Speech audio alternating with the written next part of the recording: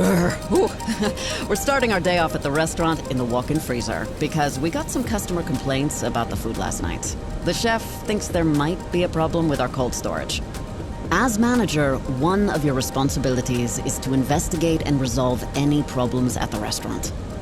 Oh, you feel that? Looks like a screw is loose on the handle, so the door isn't properly sealed. Thankfully, this is a minor repair, so you can fix it yourself. That'll help prevent temperature fluctuations and fix the freezer.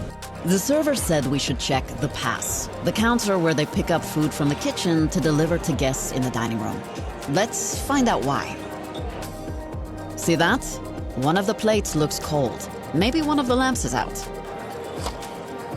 I'll plug the lamps back in. Good job. The lamp is fixed and we'll keep food hot again. My meal has a hair in it. Something needs to be done about this. How should you respond to this customer? Good idea.